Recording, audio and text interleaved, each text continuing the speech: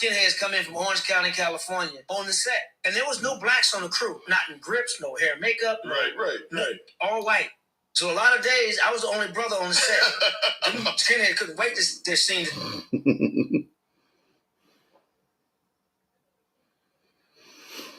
Oh, boy. Top of the morning. Top of the morning. Happy Sunday.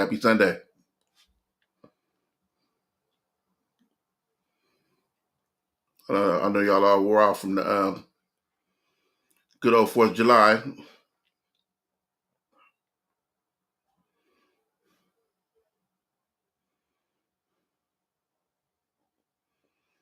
Let me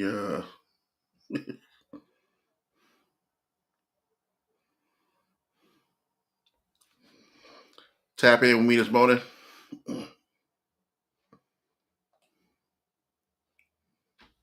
Got that on mute. Got that. Okay.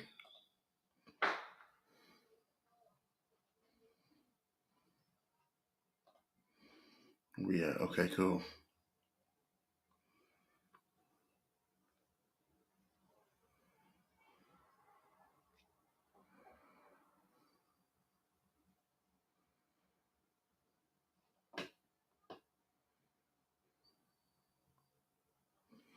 That's what I need. I need an intro video. I still haven't made an intro video yet.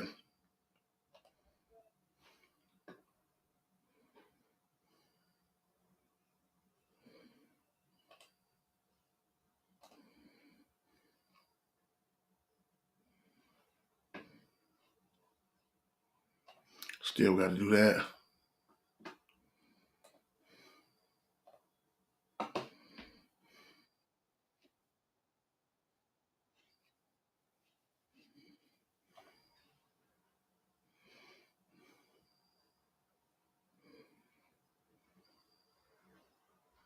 All right.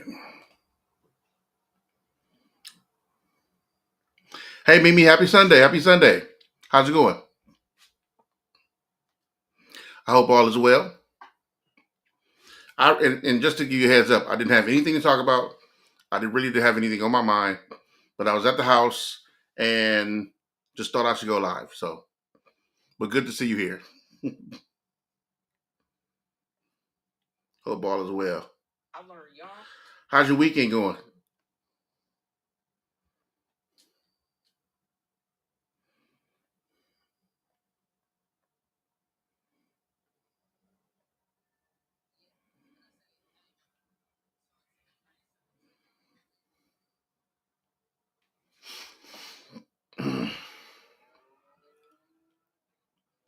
Wait for people to fall in.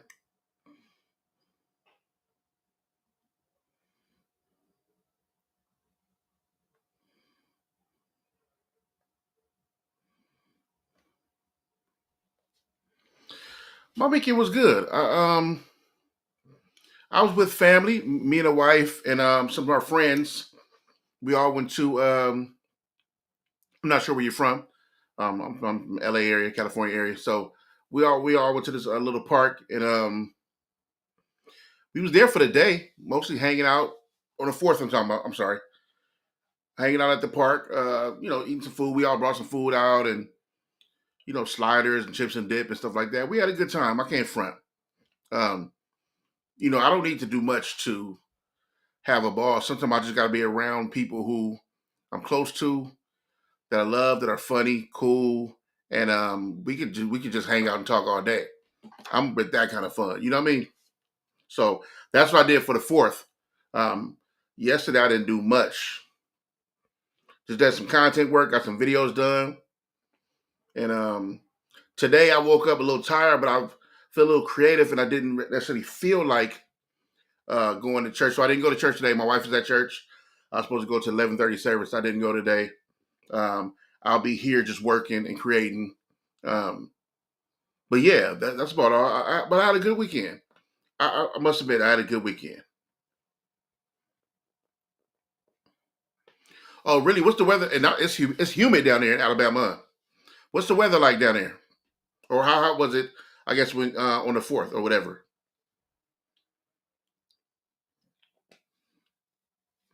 I just thought about it. I've never been to Alabama. I've never been to Alabama. I don't know why. Been in a lot of places. How do you like it? How you like Alabama? Is it home for you, like born and raised? Oh, you said I'm from Alabama. Okay, so born and raised. And how do you like it?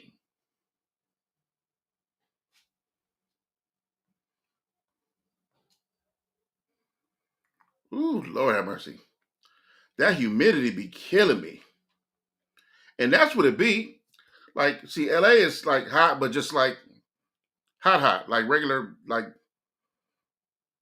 I don't know if y'all call it dry heat, because I don't really understand when people say dry heat. I know humid though. I know humidity though. That Alabama, like you said, Alabama or like Texas heat. Whew, that Florida heat, humid, sticky. I can't do it. Drive me crazy. You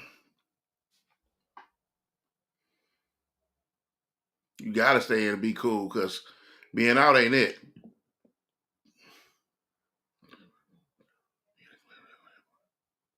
On my post. Wait, what?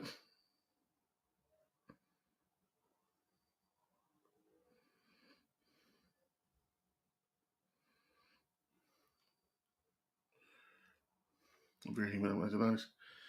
Yeah, I can't do that. Humidity. Let me see. I want to write it down here. I like it. It's quiet. Just write some. Do you still experience it like all the time, or is it like you have to be in certain areas in the city?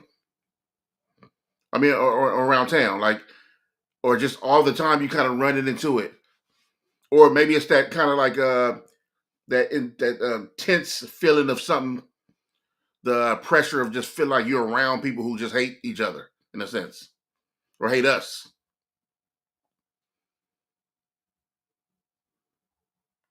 I would hate that too. That sucks. When you think about racism, it just the idea of it just sucks.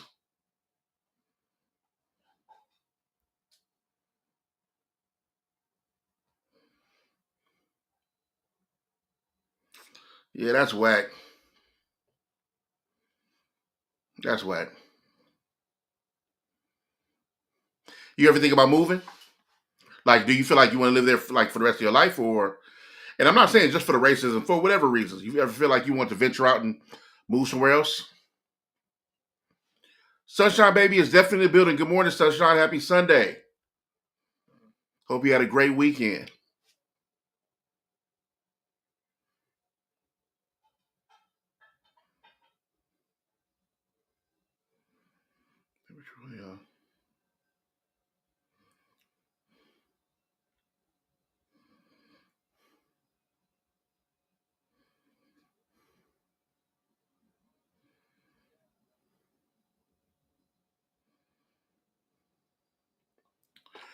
See, let me see.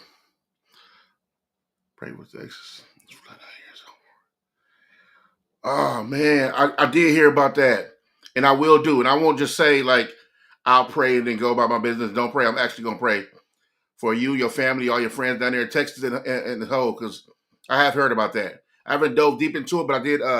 It came to my timeline a couple of times, and I saw a couple of videos. People homes, man. That's horrible. That's terrible.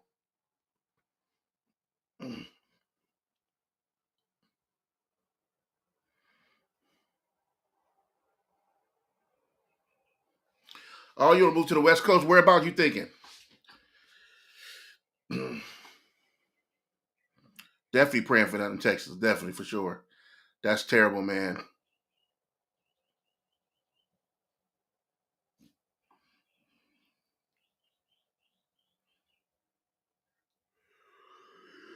Give me.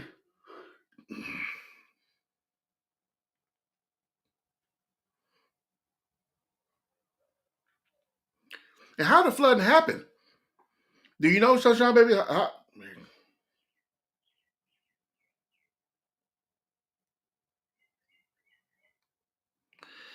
That's crazy. I'm watching a video. I want to show y'all this video. In fact, let me take this video right now. That's absolutely crazy. They said it was over 13 trillion gallons of water that dropped. What? Wow.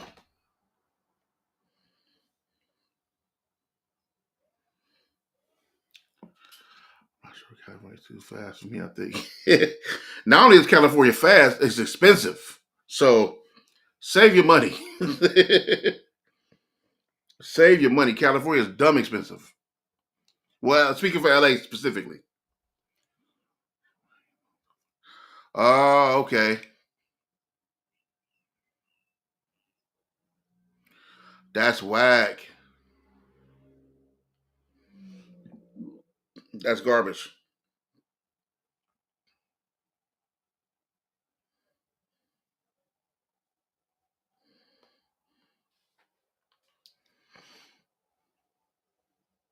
It's crazy because when this stuff happens to like your home, it's like everybody points the finger, right? And I'm not talking about the people. The people are the innocent in here.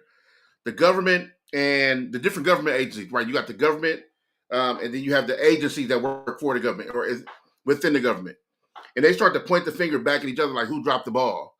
And I'm like, fam, all y'all dropped the ball. Get it together. Y'all didn't notify the people or whatever kind of system or infrastructure was in place to protect them from such a thing. If you know the weather can do something crazy like that, you should have things in place to protect the people. So when it happened, y'all start pointing the finger at each other, can't get nothing done. Now people are suffering, losing their lives, their homes, their property, their things, and y'all arguing over who to point the blame to. I never understood that. It happens every major like tragedy, any kind of like big thing that happens in cities and stuff. It happens all the time. Everybody point the finger because nobody want to get sued, but everybody messed up. The people just suffer. The people just get the brunt of it all because we just the people. We live there, right? And that's so whack.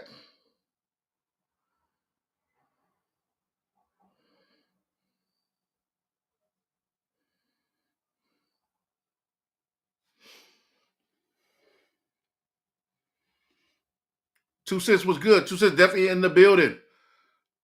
Happy good weekend. Happy Sunday, man. Good weekend. Hope y'all had a great 4th. Sunshine, are you okay? Are you and your family okay? How y'all doing down there?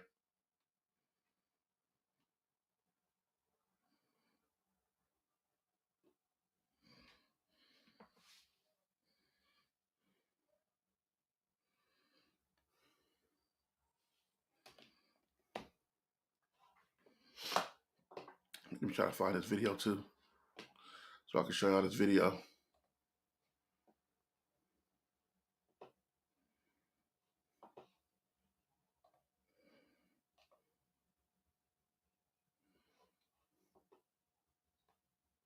All right.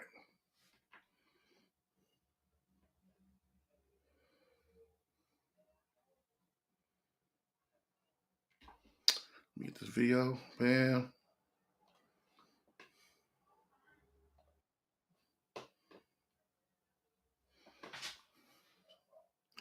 When did the Rios go live this morning? I didn't check. I don't know if he go live on the weekend. I'm not sure if he do Wake Up on the weekends.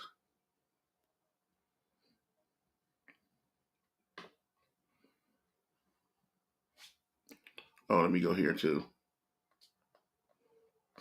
What up, man? How y'all been, man? I mean, how other than that, how y'all been doing on the weekend?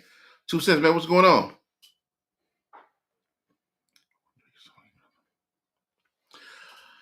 Let me see. How do I feel about Drake's song that we dropped on the 4th? I thought the song was okay. Here's the problem I'm having with the song, right? As talented as Drake is, and he's ridiculously talented, I think he should just go back to doing him and keep everybody else out of the music, right? The more you hold on to that bitter feeling of a loss, it's going to cloud your vision and your ideas, right? So you can't be who you need to be for the people because you're so caught up in what that is, right? For example, Remember when? Well, a lot of y'all probably won't remember, but when 50 Cent came in the game, he came in like a wrecking ball, right? And then he started going after Ja Rule because they had street issues going on. Long story short, 50 Cent started killing them on the mixtape circuit. But his name was so big and the songs were getting so big that Ja Rule had to respond. Now, at that point, Ja Rule was Mr. Hitmaker, R&B, hip hop. He had all them big records with J Lo and Ashanti and all these big, huge crossover records. He was doing his thing and he was on top. The problem is 50 came in the game and at a time where people were missing that street element, right? Especially for the East Coast. And Ja Rule, to combat that, he put out a record called Clap Back, right? Now, the record wasn't necessarily a bad record, but you are a long way from that as far as his career was at the time, Ja Rule. And people weren't looking for that. Right? So you got smothered. You it's like you jumped off your throne. You jumped off your throne to fight the nigga in the streets, and then he beat you up. Now you can't get back to the top because we looking at an L, right? Or we don't respect you as such no more. Or we like the new energy, right? So the feeling swayed, right? Back to my point with Drake. Drake is so talented at making hits, obviously a proven hit maker. He took an L, took a huge loss with Doc, right? This whole last year. We got that. We understand that. You took an L, you look crazy, take the L. The only way to move on is to let it go. If you don't let it go, if you're so consumed with having that L on your record, it's going to kill you. And I mean kill your career. I don't mean kill you, him, right? So though the song is okay, like I won't be playing it because it's not that I can't listen to Drake music. It's that I don't want to hear you talk. You took that L already. No more clapbacks, no more, because you ain't like that. And I'm not saying a rapper got to be gangster and all that. What I'm saying is that you are currently in court suing a record label because you said they pushing the artist who is defaming your character and called you a name. That's totally against anything hip hop. Period. From the beginning. So you can't next come out with a video with you and you standing by a pool with 100 guns on the ground. I don't even understand the reference. And I'm not saying don't get you don't get the punchline of the credit. What I'm saying is read the room. You shouldn't be doing it. That's all I'm saying. He shouldn't be doing that. Read the room, bro. Just go back to being that guy. Drake rap about the girls and you had the girls, or you stole the dude girl, or you hating on another dude girl, you dirty macking another dude girl. That's what you was doing, making hits too.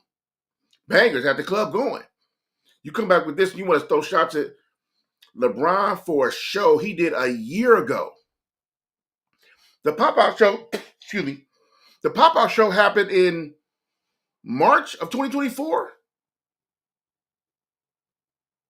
You got a punchline in your new song in 2025 about a concert that happened in 2024, months behind me right now. So it's hard to listen to, hard to digest, hard to consume. For me. So that's my take on that. You know. Nick, what's up? Nick is definitely in the building. What up, dog? The Sizzle Show is definitely in the building. P&P, President Not Perfect, is definitely in the building. What's up, my good peoples? No, I think to your question, I think Drizzy can stand on his own. He just got to do him. Don't do that. Look, man.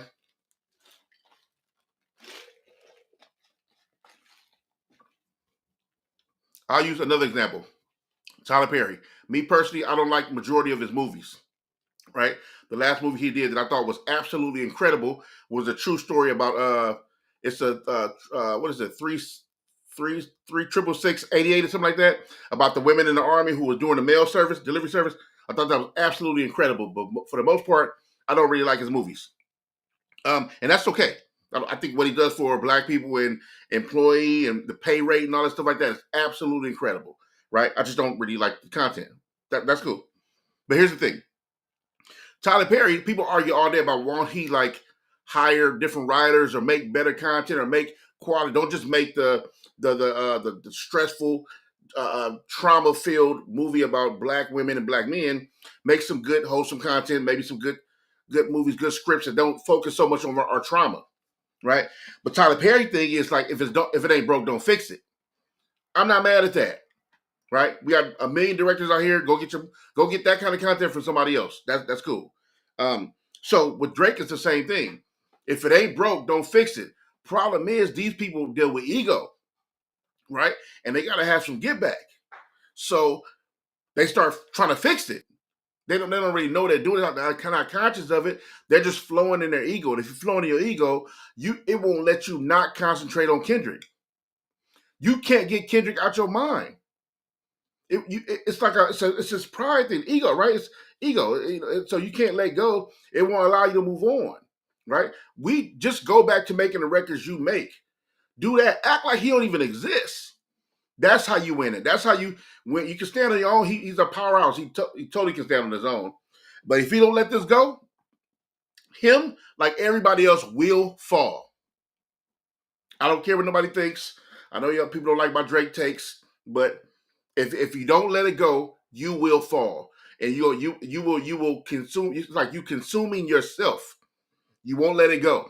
It will eat you from the inside out if you do not let it go. You got to move on.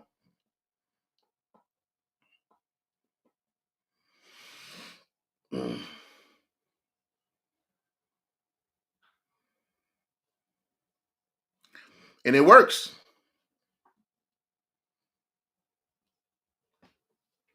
If it works, I mean, if it ain't broke, don't fix it. Right? If it works, it works.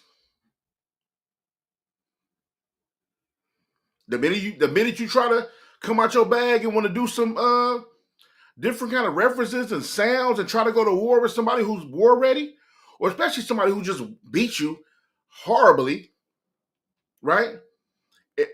So now the whole energy changed. It shifted. Now the women who liked your song, women and men, let me not do that. For the people who liked your records, they're like, wait a minute, what are you doing? Don't get away from the OVO sound trying to do some war ready battle out or do a punchline about another rapper all day. You bothered about you got closer homies you grew up in Toronto with. Why are you worried about what LeBron doing on stage? Kevin Finley is definitely in the building. What's up with it?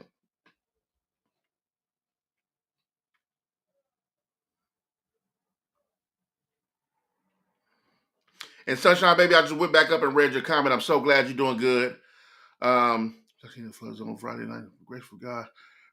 I'm glad you got home safely and we're protected. Like I said, I'm praying for you, your family. I'm definitely praying for the whole state of Texas. That's horrible. And I'm really wishing all that come to a cease now.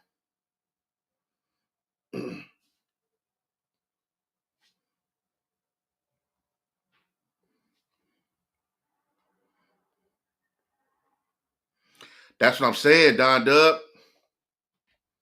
I'm saying the same thing. That's all you got to do.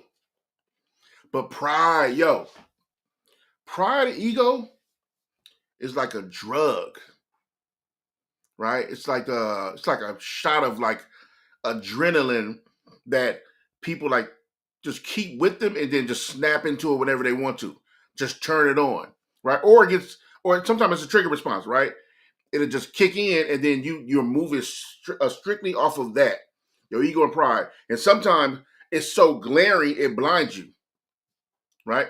People run right off a cliff because of ego, not knowing when you're losing or about to take an L.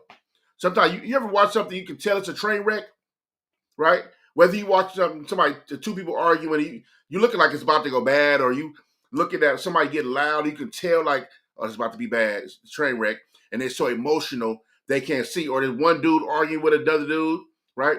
They loud and aggressive, they're getting louder, and he's so focused on the emotional anger, how he feeling, he don't even see the other dudes starting to surround him, or the police coming, or somebody else to put out a gun already. Happens every day. every day.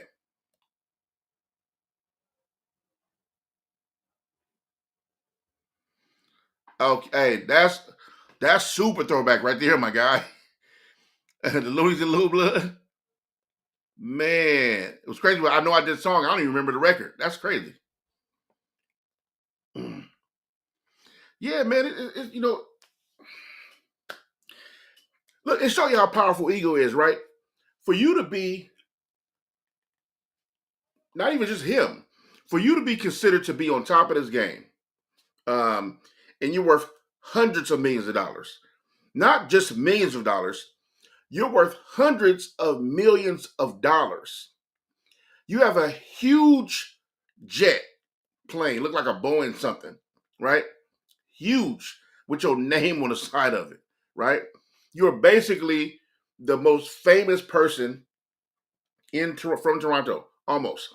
No disrespect to Celine Dion and some other people, but he's one of the biggest artists to ever come out of Toronto. That's a fact, right? You done been with all the women. It's like I did the video today. You been with all the women. You got all the things. You know what I mean? Watches, jewelry, ice. You done been to all the places. Sold out shows, records. Did everything. Lived an awesome, awesome life, right? And ego will make you focus on something other than the life you just built for yourself, doing what you know best to do to get it done. It'll make you deviate from that plan and do something else because your feelings are involved. Right? It's like the NFL athlete with the woman who's talking loud, your girl talking loud, you happen to be some abusive dude, you hit her or do something crazy you're supposed to do. You potentially throw your whole career away because you can't keep your hands to yourself.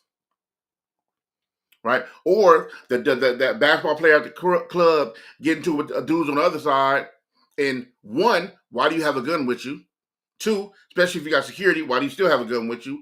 And three, what made you so mad that you and your $40 million contract just took a shot in a public place at another person? All ego. It blinds you, right? It blinds. In that moment, you're not thinking that. You're so engulfed with rage. You just shot, hit somebody, drove crazy. You whatever it is, you living in that rage, that blackout feeling. And then when you come to, you find yourself in court, in jail, dead. Life done.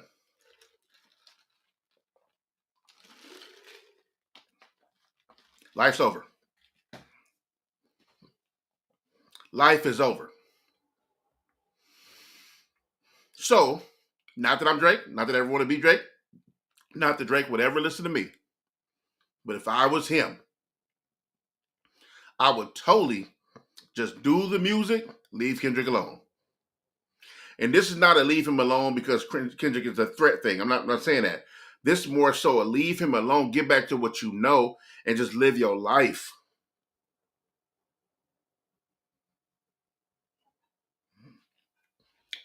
Hey man, we all heard the same. Bosses take losses. L's is coming. I don't care who you are. I don't care how good you are. I don't care if you got money like Mark Zuckerberg. I don't care if you tougher than Big Tookie and Mike Tyson. L is coming. That's life. It's inevitable. An L is coming. If you can't take an L, you are doomed. If you can't push past that, you are doomed. You know, you heard the saying, L's are lessons.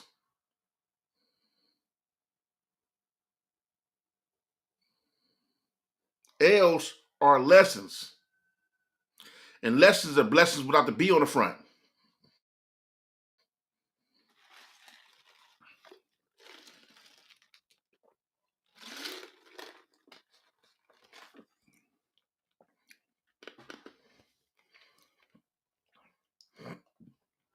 Right now, At what point do you sit back and enjoy your blessings right now?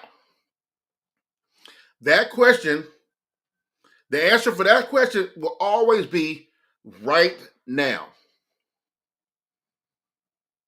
That's it.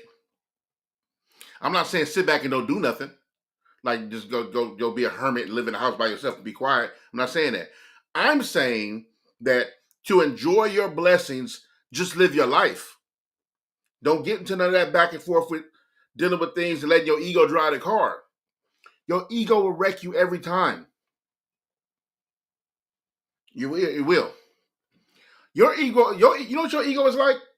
Your ego is like dopamine with no target. That's what ego is like. It's like adrenaline. It's like unleashed adrenaline. It just goes out, lashes out all over the place. Don't care what it hit. Don't care what it knocks over. Don't care what it crashes into. It don't care about none of that. That's what ego is. It's dopamine without a target. We got to control that. You got to tuck that away. Ego serve you no good. Confidence, great.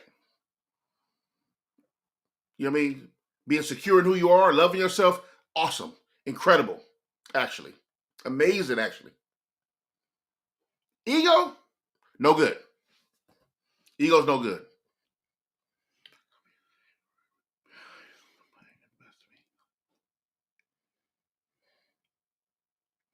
Hey, Kev, that's what it's about, bro. You got to think. And my boy Rich told me back in the day, he say, you should always have an excuse for the things you do. There should be a reason why there should never not be, just don't go off. And I'm not saying like, oh, he made me mad, so I fired on him. You should understand why you're doing something, right? And also understand the consequence, excuse me. You also understand the consequence and the results of these things, the things you just did. You got to.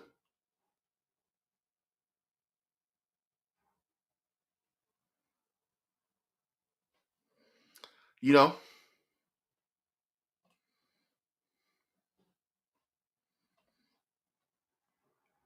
you got to keep it together, man.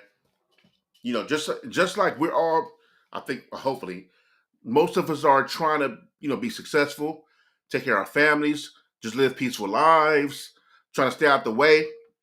There's always somebody or something trying to throw you off your track, right? But you got to understand that. You got to move with the understanding that somebody or something is going to always try to throw you off track, right? If you think like that, it's not about moving guarded, right?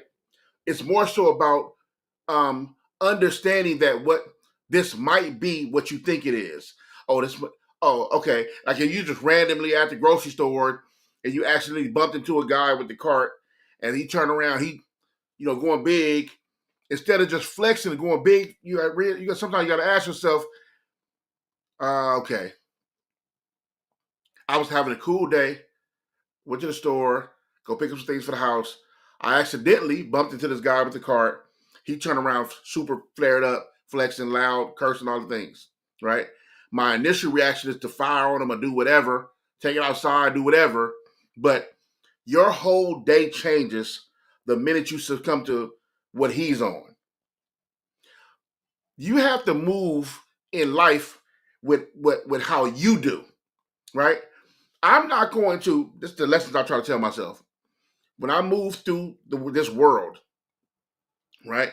My whole thing is, what am I focused on, right? Now, we can go spiritual because really it's what God wants me to be on, right? But I'm talking to you from a more tangible reality of how you should move around. What is Terrence, my real name Terrence, what is Lucky, what am I on? I'm on what I'm on. So if my mission is to go to the store, go get some stuff for the house, boom, my wife is cooking it later, go to get some stuff for the house, get some, whatever it is, food, groceries, whatever, so I can bring home and my wife can make dinner at night, whatever. That's the plan. The plan wasn't him in my face because I accidentally bumped him with a cart. After I said, "Oh, my bad, man. I'm sorry about that." He go, "Big, that's not my problem. That's not my problem." And if ego tells you, you gotta say something, you gotta do something. No, Nick, you can't talk to me like that. All right. Your day changes the minute you turn around to him and start to say something. Okay? I'm not saying you're guaranteed to take an L. I'm just saying that wasn't on your list of things to do. So even if you fight and win, what did that prove? Oh, I shut him up. Well, I showed him what? Grown men out here fighting. You got a wife at home, or a girl at the house, or kids at the house, or a mother to take food to, or a grandmother to help, or a friend, or a homie to help. You were on a mission to go do peaceful, good, dope things today, and you got thrown off track because ego was like, you can't let him get away with that. Use wisdom at all times. Even when I pray in the morning, I always pray for stronger discernment. Ask for discernment. So when I move throughout the day, and I always ask for wisdom all the time. Use wisdom, especially in this world, man. My mama told me when I first started driving, I told my mom, "Man, don't worry. Why you always worry about me? I know how to drive." She said, "I'm not worried about you." She said, "I'm worried about everybody else on the road." She said, "I don't know how they drive." Taught me something right there.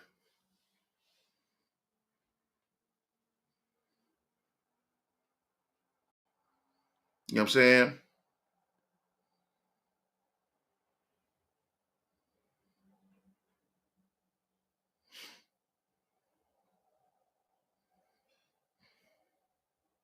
See, yeah, exactly.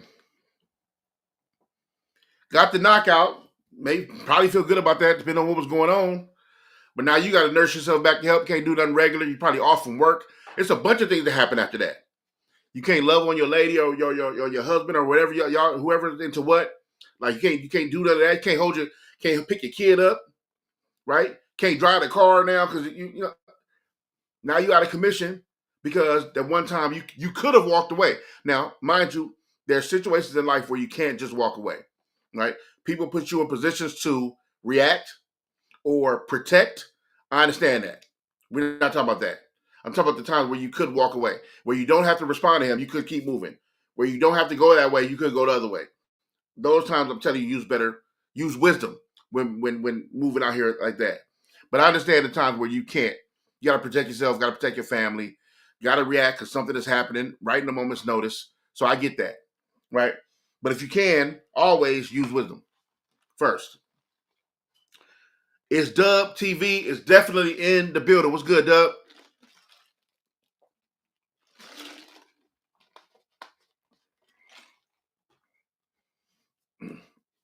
It is, hey, Sunshine, it is hard.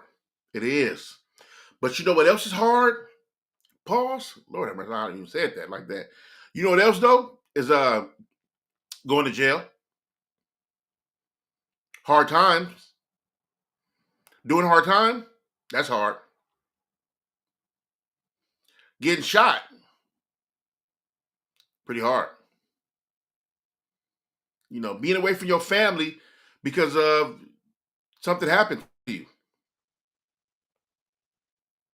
And I understand. And I'm not speaking like I don't. I get it. You're right. It's super hard to people look at it like you turn down a fade or something.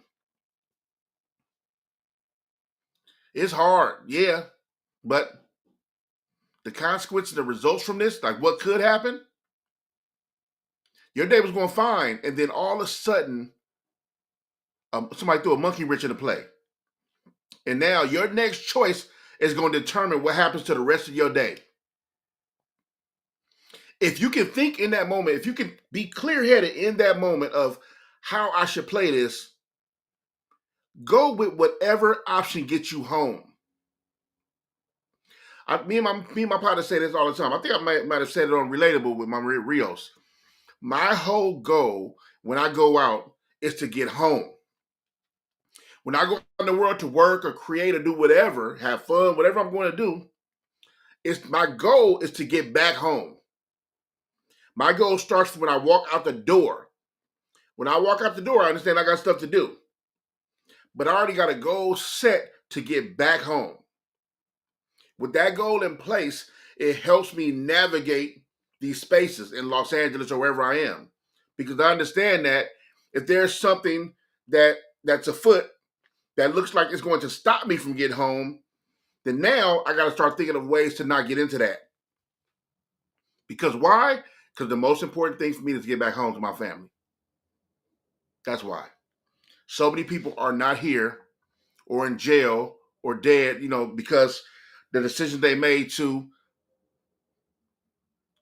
gamble them going to get home. Somebody says something to you, can't take it. I remember Wallow told a story. I'm not going to butcher the story. Wallow told a story about how he was sitting in the pen when, Wallow did 19 years, right? Straight for, was it a robbery and a murder, something like that? I forgot. But he did 19 years straight. He talked about how he was in a cell with an old head, and the dude was asking him like what time? What was the time? Or something like that. Like, how much time? He's like, what you talking about, old head? Like, he said, what was your time? What was your time? He kept asking him. So old head grabbed his paperwork, looked at the paperwork. He was like, oh, okay, 5 minutes. He was like, 5 minutes? He said, what you mean? What you mean 5 minutes? He said, you did the robbery, right? He said, yeah. He said, it say the robbery took 5 minutes. So it took 5 minutes for you to get 19 years. A 5-minute decision you made out in the world got you 19 years in this place. So yeah, it's hard to make that decision, but at what cost? What's more important? You know what I mean?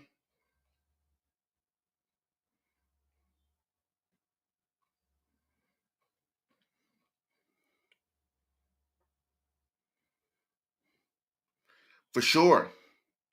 We got to figure it out. That's why, hey man, um, that's why I'm a huge advocate of therapy.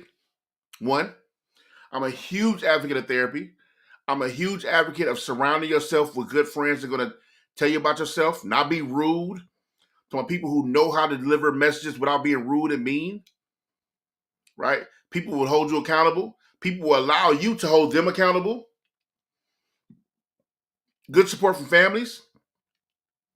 I'm talking about good support. Like, even if somebody's blood, I don't really deal with people that are nasty people. I can love you, but I'm not going to deal with you around me daily if you're a nasty person. You're just rude and mean, and family or not. But those people help you stay grounded, help you think about these things when you're out in the world. When I'm out in the world making any moves, I think about my wife. Because the things I do out there affect her here. So if I'm be out fighting or getting into it with some nigga at the store or the gas station, then essentially it's affecting her home, whether she know it or not. Because God forbid, if something happened to me, like I get jumped, beat up, shot, go to jail, it's all on her. I don't mean like it's her fault. I mean that I made a decision that's going to affect her to go be in pain, sorrow, with all the things. Because in that moment you reacted, you didn't think about her. Because if you thought about her and your son, if you thought about her and your family, if you thought about her and your mother, then you would have made that decision. You'd have went home. It wasn't worth it. All for somebody to say, I turned down a fade? Yeah, all right. I'm not a little kid no more.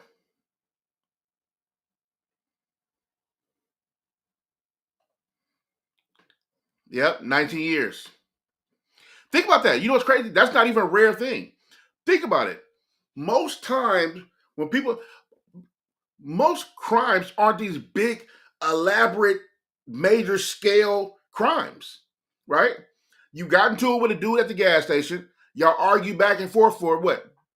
A minute, 2 minutes? It got too loud. Somebody said, F you, F you. One of y'all put out a gun and shot another nigga dead.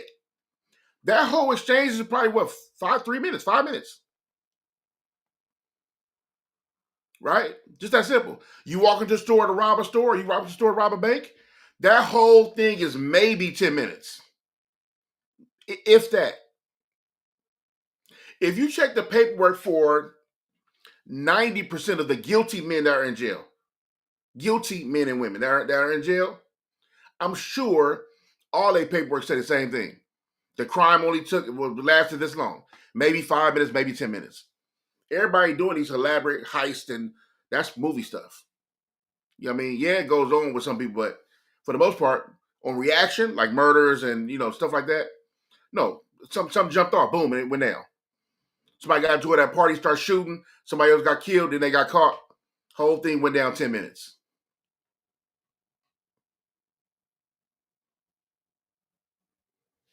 You got to think about that.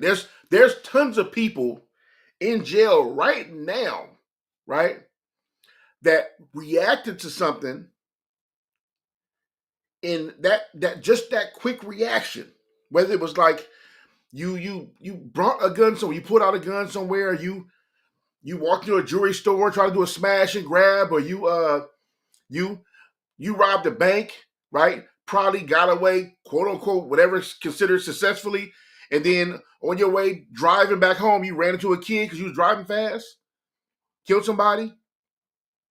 So many people affected when you do crime like that. When you're out here just reckless, so many different people are affected. You think people say, robbing the bank, you talk about taking it's the government's money or the bank's insured. Yeah, but all the people you have to lay down in there, the one dude who moved, you probably shot him, or the one lady you hit across the face because she didn't listen fast enough, or the security guard who looked like he was going to move, you probably hit him in the back of the head. So many people affected when you're doing stuff like that. So don't give me the whole, the government knows it's insured money and all that. What you saying? You walk in peacefully, like the movies, slid them a little note. The lady didn't say nothing or pushed a little bell under the thing, and you walked out with $100,000 in cash and got away smooth. Yeah, that didn't happen. Most of the times it happened like that. That's why it's hard. I told y'all the story about I did, right? Remember I told y'all, for the people who watch Relatable, when I talked about the white guy I got into at the UPS store in Culver City, and how he was mad because he assumed I cut the line to go in the store, and when he realized I wasn't backing up, he started faking like he had a gun. He kept going in this jacket like back up, man, back up, man, back up. And I'm like, what? I got my wife and my son with me. And I'm like, oh, you markhead. Like, you know what I mean? I'm like, in my mind, I'm just like, fam, you weird. Like, And then I'm like, all right, I'm like, all right, nigga, whatever. And I start walking away. He start going, yeah, whatever, you monkey. You monkey. Yeah, you better walk away, you loud. There's people outside. He in a UPS line. Nobody even saying nothing to him. They looking at me or looking at him talk to me crazy. Nobody saying nothing to him. First of all, I've never been called that directly to my face ever in my life. I got my wife and my son with me. Now, I could have made the decision of turning around and punching him in the face or did whatever. I looked at it like two things were going to happen. One, do you want to? What if he did? What guarantees me to know if he has a gun or not? What if he do? So there's that, right? Let's say he don't have a gun, and I beat his ass right there in front of that building. Then what happens to me? Big dude, big black dude beat up a white dude in front of a UPS store in Culver City with my wife and son with me. It's no win. The hardest thing, Sunshine Baby brought that up earlier. The hardest thing it was for me to do was walk away. To this day, it bothers me. And that conversation I had with Rios in that podcast when I talked about that was he helped me get a different perspective of the win was me walking away. Because I was disciplined enough to walk away. Because that definitely would have ruined my day. Ain't no telling what could have happened to me after that. So we got to make better decisions. We have to make better decisions. We can't react on anger all the time. Anger would drive you off a cliff.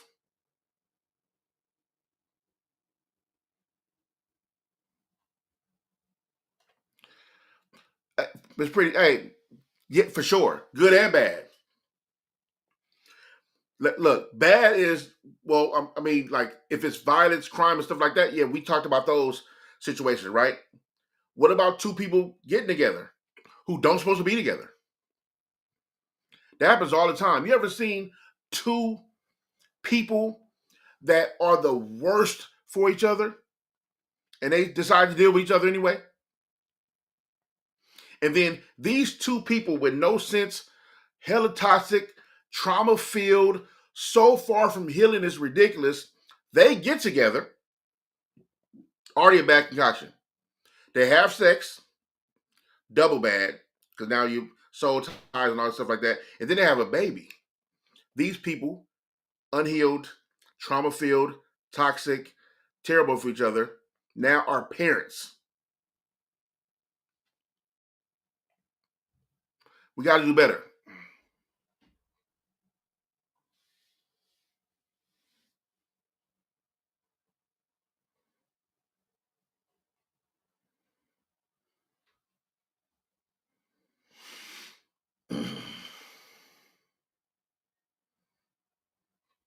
We got to do better.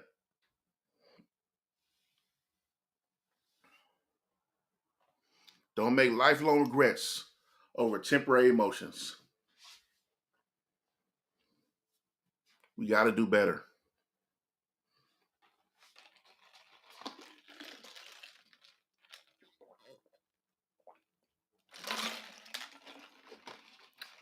Yo, I'll use me for example. So, my son will be 21 this year, September, right? So, for those who don't know, I'm a bonus dad, right? When I got with my lady, who my wife now, right? When I got with her, her child was 5 years old. That's when I came into both of their lives. He was 5. I'm a bonus dad. I don't have a seed of my own. I never did. I don't have any pregnant scares.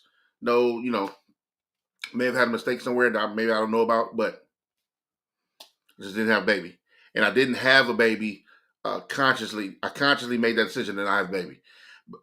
Couple reasons. One, I knew that if I was to have a baby early on, I wasn't ready to be a father. In no way. I was super reckless. I couldn't take care of myself, let alone a baby. And I just didn't need to be some young lady's baby daddy. I wasn't having that. That wasn't happening. And maybe with some of the women I've dealt with in the past, it probably wasn't good for neither one of us to be doing that. Sharing a child, becoming young parents. Because I knew that I wasn't ready to be a father. I knew that. I'm not talking about in the sense of like, I don't want to take care of a kid right now. But yeah, that I'm not financially stable enough to do that. But also my mentality was off. Right? So that wasn't even there to even like, I knew that I have trauma, dealt with trauma, a bunch of stuff that I wasn't a good boyfriend. I wasn't abusive. I wasn't like the nigga at the couch is when he want to drive your car and ask for money all day. I wasn't that dude either. But I also wasn't ready to be committed to someone, a young lady. And also, I knew that I couldn't take care of my child because I'm hustling, I'm rapping here and there, I couldn't do it. So I made the conscious choice of not doing it. As I got older, when I fell in love and my woman and all that stuff like that, now at that point, the world was changing. So what my mind did at that point was, even though I'm older, even though I'm a little more financially responsible, where I can get on the right track and handle my business, I knew the world was changing. And I started thinking, you know what? I don't want to bring a son and daughter in this world anyway. Not in America. It was hard for me. It was hard for me to think. I'm telling y'all the truth. That's literally my reason. I was like, nah, I don't even want to bring a child in this world at all. I don't know what they're doing out here. You know what I mean? I know how my mom worried about me when I was. You got to think when I was a kid, my teens, we don't have no cell phones. So, nigga, you would leave the house, you would be going all day. Your mama don't even know where you at. See, now y'all young parents now, y'all, and I'm talking like I'm old, but I am. So what? But like y'all young parents right now, you're so connected to your child because they nothing but a phone call away. They got phones at school. They got phones wherever they go. When I was young, there were no cell phones. You'll leave a house. First of all, as a kid, you'll be outside. You don't stay inside like that. You're outside. You'll leave the house and we'll come back in at night. Your mom and daddy didn't know where you was at all day. All day. And if you had a bike, you definitely just didn't do the around the corner thing. I'm all over LA on a bike with friends. Thank God I made it back home safe. Thank God out of all them times, nothing bad really ever happened to me. I made it back home. So I could imagine being a parent then. You talking about worrying. I worry about my son now. My son is grown, responsible, smart. He saved money. He makes great decisions, and I'm still worried about him being a young black child that lives in Los Angeles. So I could imagine being a parent then with no connection to your children.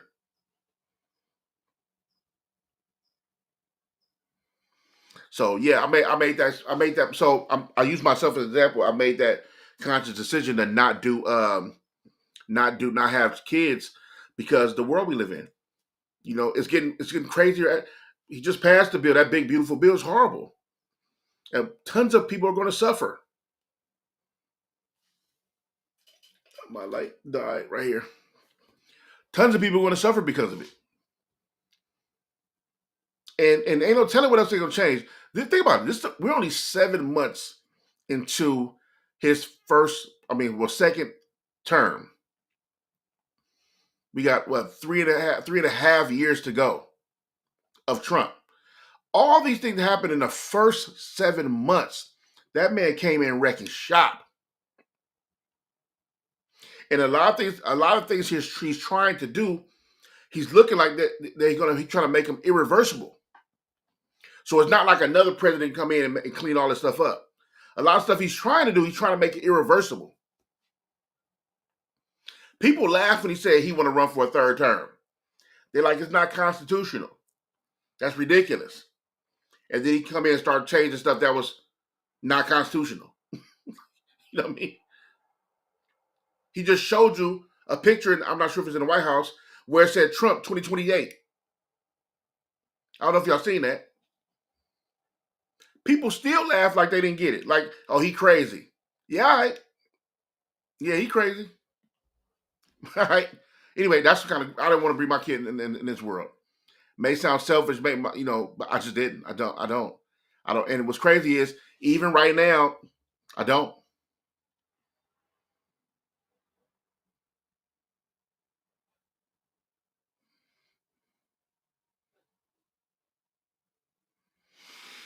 Let me see. That's I mean. I just know right when yeah.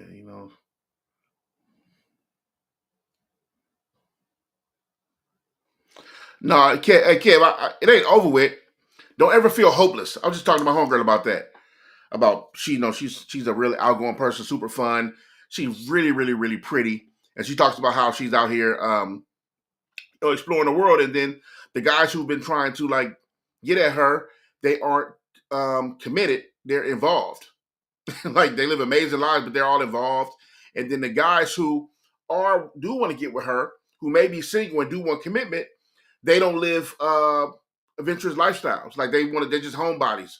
Want to be at home and then look for like older male and women roles, right? And she's very outgoing, loves to travel, loves to be out and about. She makes her own money. She's not one of them. I need 6 feet and 6 figures. She's not one of them type. And it's tough. She talk about how tough it is, but also she's like, yo, I'm happy. Hopefully he come, but if he don't, what I'm gonna do? But she's just being patient, waiting on the one. And she's me and her about the same age. She's about 40, maybe about 44, something like that, 43, 44, under me somewhere, maybe. I forgot. I don't want to disrespect her, but she ain't like super young, like a teen or nothing like that. But anyway, but she talked about that, and she said she don't want to feel hopeless, and she not. She's like, I'm not gonna feel hopeless. I just believe when he come, he gonna come. I'm not gonna be sitting around waiting on it.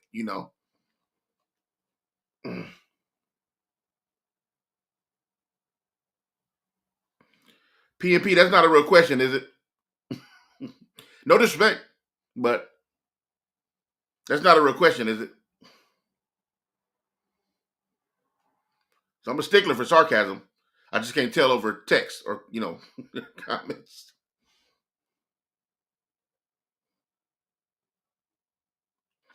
Kev, I also agree with you on that too. Like, I'll be 46 this year. Um, I don't necessarily um I don't necessarily I'm not in a place financially I want to bring a kid in now. So I don't want to rush my process of whatever that is, and then also try to live my life and then with a newborn baby in my 40s, or nah, I don't that don't sound cool at all. I like to be like, "Babe, you want to go? Let's go out of town. We go." Like, and be able to go, you know. So then there's that. You know what I mean? So yeah, Um. Oh, so you were serious? Oh, so let's talk about some of it. You list some things he done. That's good. I'm not saying he hasn't. I'm just saying my thing about Trump is that with the good things he done. So here's the thing about Trump that a lot of people don't know. I know from firsthand experience a lot of the good he's done as far as my neighborhood, Watts, South Central, LA, and Compton. Right. I know that when it came to funding for a lot of programs, a lot of buildings, a lot of building up of Watts in the area, Trump flew here personally. Didn't ask no questions, asked them what they needed, and just threw the money at everybody. How much they need, give it to them. Boom, and he was out of here on multiple occasions. What they need for that? Oh, give them bread. First-hand experiences, him coming down to Watts, Compton, South Central, a bunch of areas down here, and gave money directly to people and funding for a bunch of different things, a bunch of initiatives and a bunch of different things. Didn't ask no questions. It wasn't no big nothing about it. He had the bread. He did it. So I do know, but what happens is, though, the reason why I don't go out with my bullhorn and scream it on that top of the rooftop is because the damage he's doing overshadows the good. So you can't slap me in my face and then help me up. And I'm like, I mean, but he did. He was nice the way he helped me up, though. And I can't forget about the slap. I can't forget how I got down there. So that's part of the problem. That's why I don't really speak on that. It's like, yeah, but the good he done, it's like the racist who did the good deed. It's like, yeah, but you're a racist. You know what I mean? So he helped end 2 wars and starting 2 more. End of abortion is what's the word I'm looking for? It's perspective. And I'm a Christian saying that. So ending of abortion is about perspective. It's what side of the fence you're on, right? And to help end 2 wars, he's creating wars right now. He's creating war in America right now. While we're talking right now, there's a war being created in America by the staff right now. So see, it's hard for me to be like, oh yeah, he did that, but look, but this happened over here at the same time. It's like when I read the book. I don't know if y'all ever read Pablo Escobar book, Killing Pablo. It's an amazing book. It's an amazing read. If y'all ever want to read Pablo Escobar's story, it's an awesome book. I remember Pablo Escobar. He talked about how the feds, Pablo Escobar was moving so much dope. The feds they had a deal with Pablo. They would let him obviously serve dope in America, but they would always need to arrest somebody also. So, for example, when he do shipments, right, like on the coast, they would find like a shipment with like 300 tons of coke, right, and then do a big arrest. It's Pablo Escobar dope, and we arrested, took pictures. All the sergeants, everybody got promotions and raises and bonuses, right?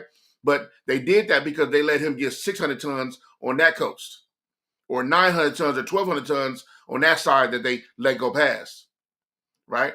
So they got the good work over here, but they let 1,200 tons over here go by.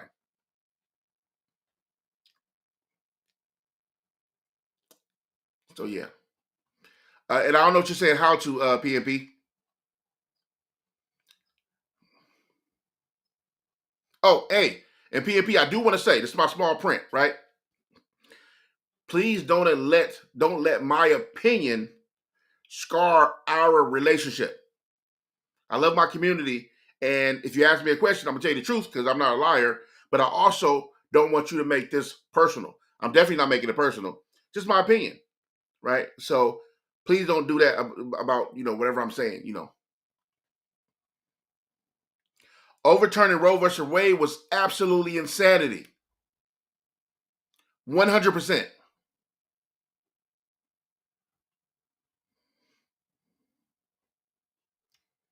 So it's hard when you did that. That happened.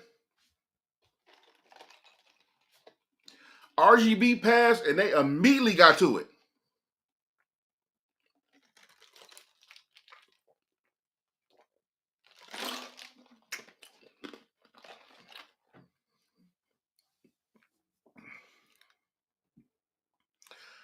Two cents, 100%. That's why I don't like talking politics. I brought up as an example, not to really go into it, but because sometimes people can't handle different sides of the perspective. I'm not saying PNP is the same. I just know having these conversations are hard because people will tend to nowadays. I remember you could talk about politics back in the day and it wasn't so bad, but nowadays people act like you killed their religion off or God off if you say you like Trump or don't. Me, I'm not for Trump, right? That'll make me a bad person. And you being for Trump, whoever is, not nobody is here, don't make you a bad person. Once you start breaking down the laws and the good and bad, what you into and what you're not into, sometimes it's hard to have the conversation because people make it so personal. And I'm just thinking and we all are about our own initiatives and our own agendas, right? People vote for the things they need for, and as far as their livelihood. Charles Barkley said that a long time ago. I remember Charles Barkley told a story about his mom when his mom found out he was Republican. She said, "Why are you Republican? How are you going to be Republican? And that party's number rich assholes." He said, "Mama, I'm rich."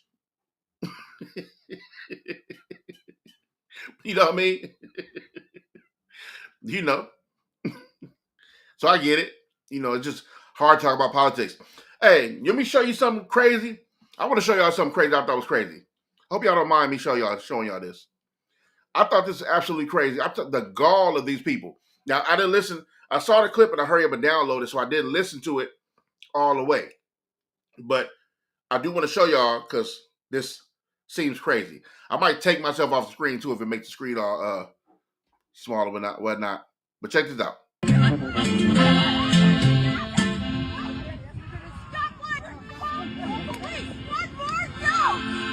Right.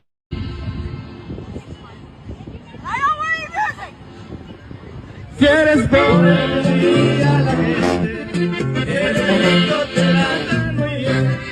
Un amigo se me regala la mano, porque pobre ya la quiso hacer.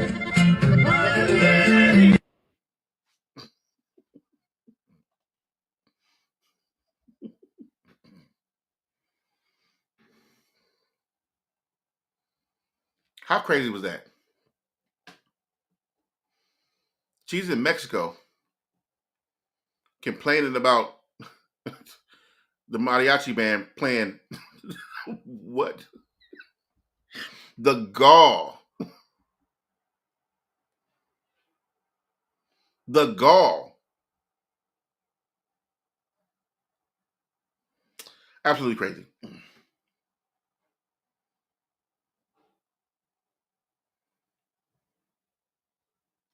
And it's crazy because they're protesting one day on the beach about a lot of Americans, and I'm gonna say this because it's true, not because I'm just something I'm saying.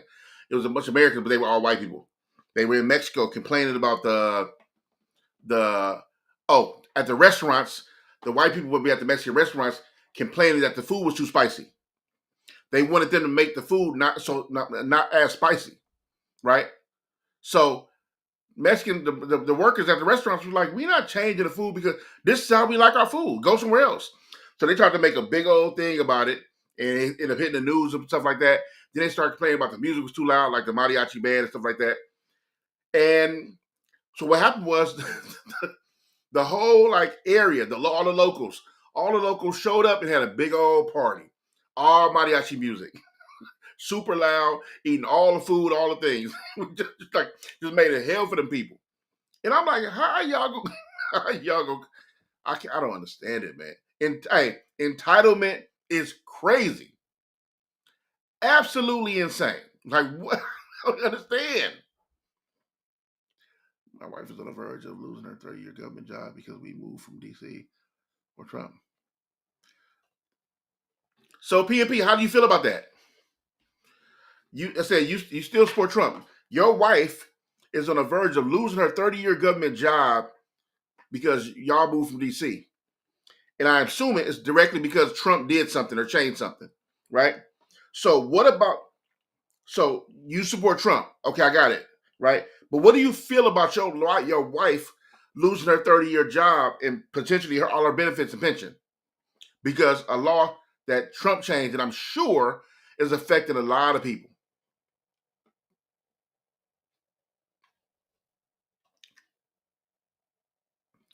I got that, but that conversation is a little longer to have. In my opinion, God ain't involved in what Trump's trying to do. Just my opinion. Right? My hope is in God as well. That's why I don't get hopeless, right? But I mean, we down here with evil, right? We're in the world, and worldly things are going on down here. So what about what's going on with that? Yeah, my hope is in God too, at all times. But I'm also not blind to the fact that things are happening. Evil is going on. People are mean. People are rude. People are wicked. So what about that? What about I forgot when they changed the Roe versus Wade, when they overturned that, and I remember that one of the guys from one of the senators from Florida was talking about how they were asking about if a woman is raped, why would she need to keep her baby? That's terrible. He was saying it's her responsibility. We like, but if she raped, she first of all, I gotta check myself on using that word. I'm still new to YouTube, so excuse me on that. If a woman is raped or essayed, here's where my help comes from. I looked at his. I mean, I see you talking in parables, but give it to me straight. PNP, no disrespect, but you talking in parables. Give it to me straight. Yeah, I thought it was sick. I thought, to make a woman keep her baby, even if she was essayed or raped, is insanity. What excuse can you tell me to make that right? And I'm a Christian man. I understand. I'm a Christian man, but that's tough.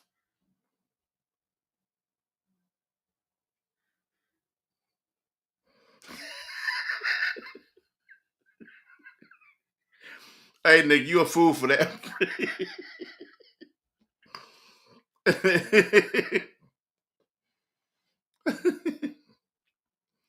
PNP, man, look. All right, let's bring it like this. Look, I understand what you're saying. God is in control. We got that. God is in control. But if that is the if that's the go-to for all, which I get it. It's grounded. I'm with you. But that means we can't have conversation because at the end of the day, you could just say that and then that's it, right? But how do we build? How do we learn? How do we have a dialogue back and forth if it's just parable, if it's just God's in control, that's it, right? Things are happening here, right? The reason why things are worldly and God doesn't want us to love the world is because the sin that happens here. If we don't talk about the sin that happens here, that happens even in politics, that are happening right now, then what's the point about speaking about God if you can't discuss the sin that's happening here, right? And let's say that Trump or whoever is doing a lot of evil and wicked acts by changing a lot of these laws and tearing people apart, dividing people, splitting people up, not showing any love, not showing any grace, right? If you want to talk biblical, not showing any grace, right? What happens then? We have to discuss it. But that's why I don't like talking politics, because it get tricky, right? It get tricky, because if you want to go biblical, tons of things he's doing isn't biblical, and it's wicked, and there's no grace being shown. So I'm gonna talk about a couple of good things. It's worldly. He's disgusting, and he is. This is what it is,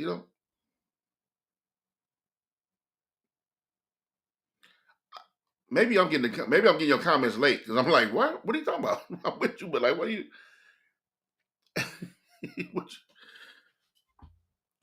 I don't know, man. Hey, man, support Trump, man. I ain't, do you think? I don't, but do you think, You never did ask the question about your wife, did you? Let me see. Oh, no, you didn't. I asked you about your wife. I asked you how you feel about your wife losing. I asked you how about your cutting government aid. What you mean? Name them. Name what? That's not evil. All the aid you cut for all the people. The big beautiful bill. That's not that bill isn't ungodly.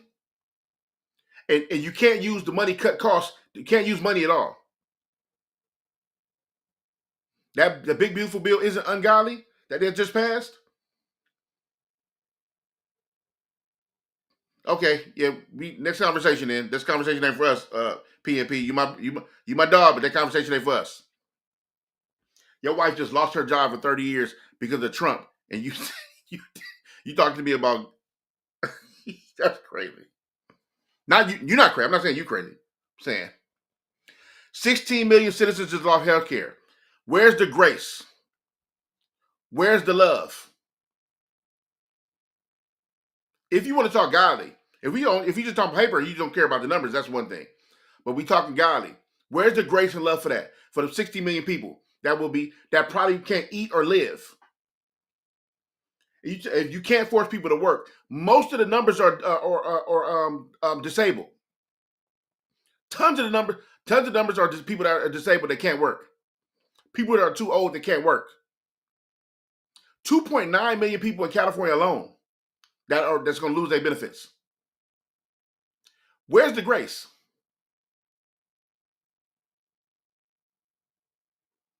Where's the grace? Where's the love? That's not biblical. That is ungodly.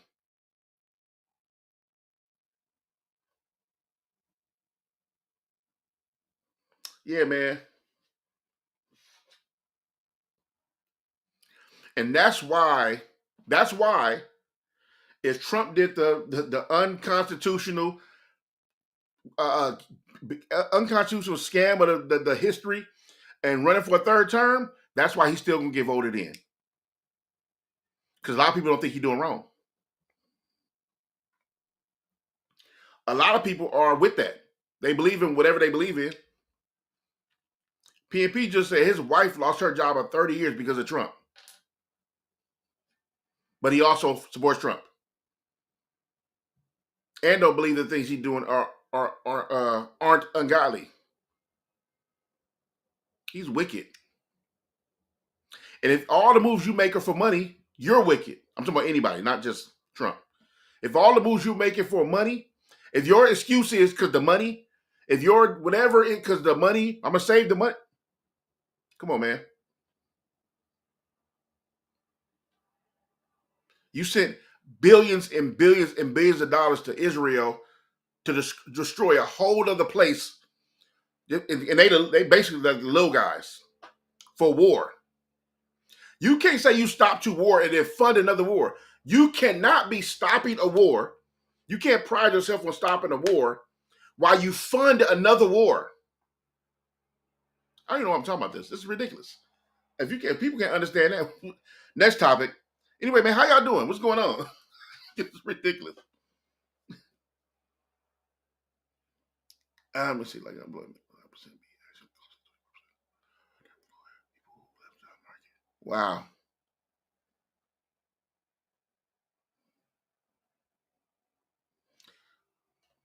Boom.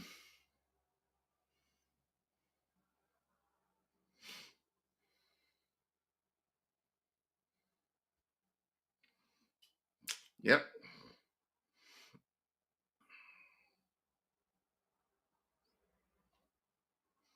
No way, Mimi. They never let that happen again. In my opinion, there'll be laws put in place for some reason. If something happens, they're not letting that happen again. Not after Trump.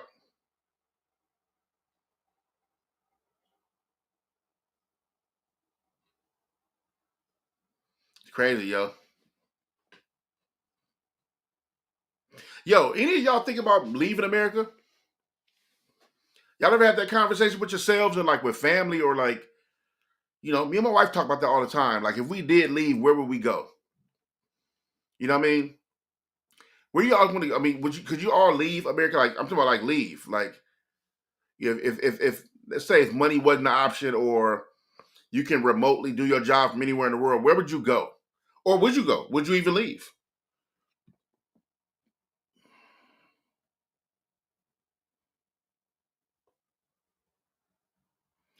Hey, Kev, you deserve that. Get your chill on. Relax, kick your feet up. You know what I'm saying? Hey, same man. I'm like, I'll be thinking about that a lot. Like, it's crazy to we sit here and have these conversations about like the what's going on with our country, the laws, all the things that are happening to the people, the food, the things they're doing to the food and the air and the weather and just it's almost like it's like you colonize the world and then eventually we're gonna eat yourselves from the inside out. We're gonna eat ourselves from the inside out, America. You know? So at what cost? And it's crazy because I watch a lot of videos of people like live out abroad, right? And people live in places like Portugal, Thailand, and different places like that, Mexico City, and different parts of Spain, and and I'm just like, people. I know tons of people that move to Ghana. Ghana got the open citizenship to Americans or African Americans. They got the open citizenship. I watch people move and they're thriving and living, and they're like, "Yo, like, what are y'all doing?" Like, you know what I'm saying? It ain't like these people like have moved for. They moved because of them choices. They moved because they're like, "Yo, how do y'all even live there?" Hey, I'll be doing Uber when I pick people up. They're like, "How do you even live here in LA? Why do you live here? My rent is this much. My rent is $1,000, a 2-3 bedroom. I live in this state. I live here and I live here. How do you even do it?" And then every time my answer is, "I don't even know. I don't know how I'm doing it."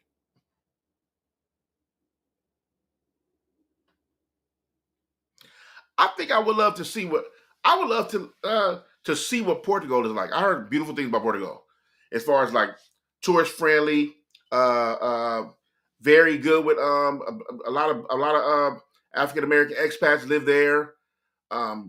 Friendly, very cool as far as that goes. Being black and abroad, food is great, culture is great. Free, I think free healthcare if I'm not mistaken. With some of the best healthcare in the world. Cost of living is very, very cheap. Like you can really, really thrive in Portugal. You know, and part of the reason for a lot of us not moving and not going nowhere is because of our fear of the unknown. Right? It's like, well, I don't know what to do. I don't know what to. Somebody got to go.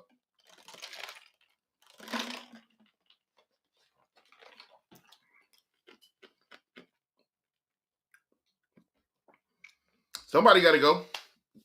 Somebody got to go see. They did. Where I be learning when I be on YouTube, I'm seeing all these videos of people that left America and been here and went abroad and thriving in these different places, showing you the city, walking around. It's a guy I watch. I forgot his name. He goes to China. Well, he's from Nigeria. He goes to China all the time just to show you China, around China, how it is as a Black American. I'm sorry, as a African in China. And now, I don't use him for the example a lot of times because he speaks fluent Mandarin. So it's one thing to be Black in China. It's another thing to speak fluent Mandarin. He's being from Nigeria, right? Because part of the things that get you a pass in other places are your love and respect for their culture, right? Because you also hear a lot of racism coming from certain countries in Asia, also, which I understand. I'm not saying I agree. I understand. You get that. But when you show a kind of love and utterance for respect for their country, like something like as far as learning a language, or they look at you different, and like it's like you got to get used to them put out a camera and filming you, but they're also excited that you actually learned their culture. Mandarin is not an easy language to learn, and if you speak it fluent, they are amazed by it. And I watch these videos all the time. They end up showing you so much love, giving you free food, inviting you to their family, introducing you to their daughters. All kind of stuff happen. I'm talking about over there, not over here in America, over there. And I can't speak for the whole entire country. I watch tons of videos of that. Happens the same thing with people, African Americans in Asia, certain parts of Asia. But I also seen the other side of that, where people are staring at you, being rude. If you don't know Mandarin, they're talking about you. So that happens a lot also. So, but I think Portugal is, for me and my wife, we talked about that. Portugal is a place we thought about. Ghana also, you know. Ghana also, I think I would like to visit Ghana first also. Yeah, man, I don't, America ain't a place I gotta be like, I gotta die here. You know what I'm saying?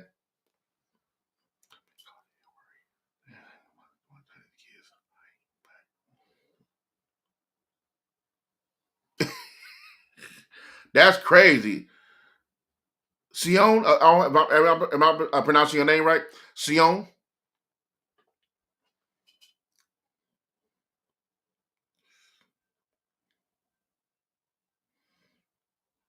Damn, I never been to New Zealand either. That's a lot of places I gotta go.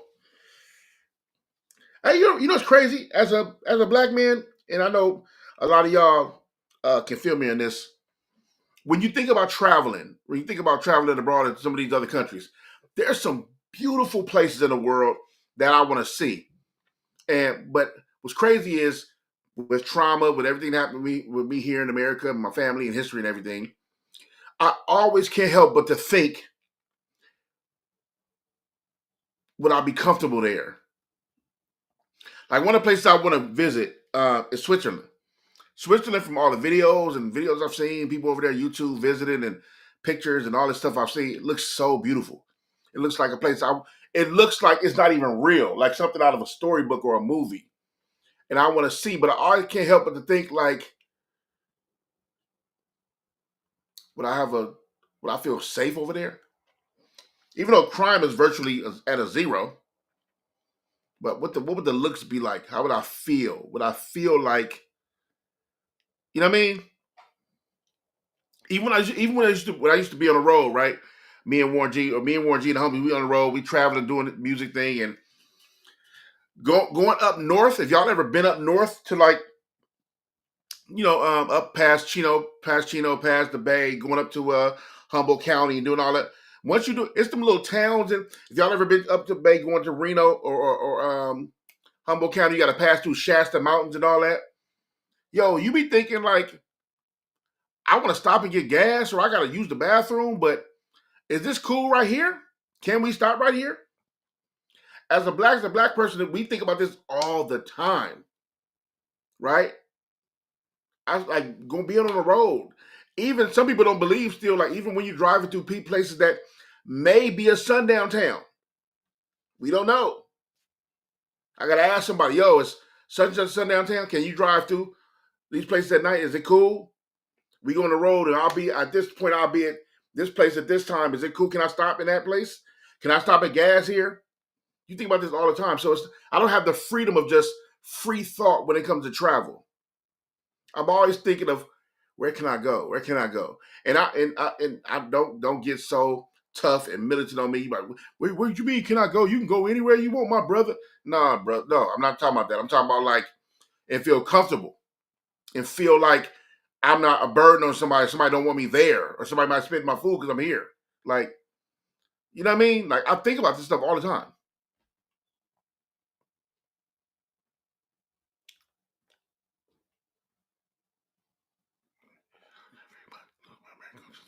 Oh, okay. It's diluted NZ, American culture. Yep, American media for sure. I see that happening. Pass through Mendocino. I don't be stopping there. Yep. Sundown towns are real for sure.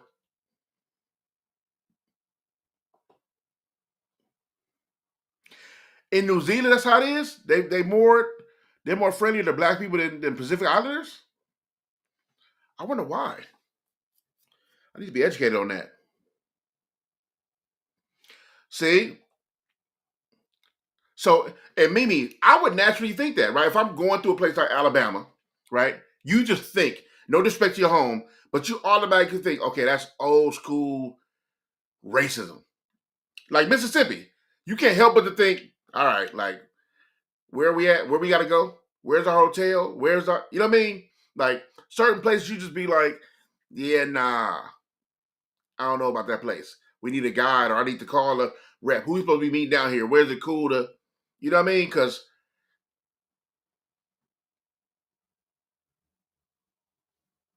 oh, okay. Man, I hate to sound cliche or corny or whatever. I don't care. It sucks that we even have to have this conversation. It does. Like, I have so many people I've met just by doing Uber, and without discussing skin color or racial whatever, we have some of the best conversations learning about each other. Whether it's culture, whether it's whatever, experiences, whatever it is. We have some of the awesome conversations just talking to one another. And then when you get out in the world, it's so many hurdles and structures and walls in place and guarded and all these things and history, trauma, narratives, all these things you got to fight when you're in the world, right? I heard Donald Glover, that's Childish Gambino, right? Donald Glover. I heard Donald Glover say on the Breakfast Club years ago, he said, they asked him a question. I want to take his text out of context, but take his speech out of context. But he said something to the effect of, I want to know what it feels like to be white. He didn't say he wanted to be a white person. He said, I want to know what it feels like to be white. Something around there. Don't quote me on that. And when he was asked to explain, because people took it all out of context, he was just saying, like, I want to know what it feels like to walk into a place and nobody looks at you or pays attention or looks down at you or anything. People just let you be. He said that freedom as a white man to walk into a place and then nobody checking for you, nobody checking for, it's just not a thing. Or being able to stop anywhere from California to New York. You can stop any place in there and you know that you're, other than like being in the hood, you're dealing with some of that BS that ain't got nothing to do with racism, but it's more so like ignorance and violence. Other than that, you can stop anywhere and just be you. When I have to think about, I'm going on a road trip having fun, and I got to think about, can we stop at this gas station because they don't accept my kind of it. Oh, I give you a story to cut myself off. So I remember one of our early tours, I was on the road with Warren, and we stopped at South Carolina, right? Which we knew. I'm like, look, I ain't from South Carolina. I got friends in North Carolina, but I just know all this ain't cool out here, right? I got people who live out here a little bit, but it ain't all cool. So where do we stop and get what? So now we hungry, we want to eat. I don't got nobody to call because my people don't live here, and none of us do. And this barbecue joint, we stop and go to the barbecue joint. I get out and walked out. I walk in. There's a huge Confederate flag on the wall. For me, that's a red flag, but also it's the South, so somebody can be like, "Oh, we love our Southern heritage," right? But I know what's up, and I'm thinking I'm right? So you walk in, I'm looking around the store, and I'm like, "Yeah, I don't know." And we walk in, they trying to get some menus and see if they eat. They looking at menus, but I'm looking at the people, right? So they looking at the menus. Warren be so nonchalant in places. We laugh about it all the time. But I'm looking at the host. I'm looking at the waiter walking by, looking like, you know what I'm saying? Like, I'm like, yeah, nah. I'm looking in the back. I'm like, nah, I'm not eating here. This ain't it.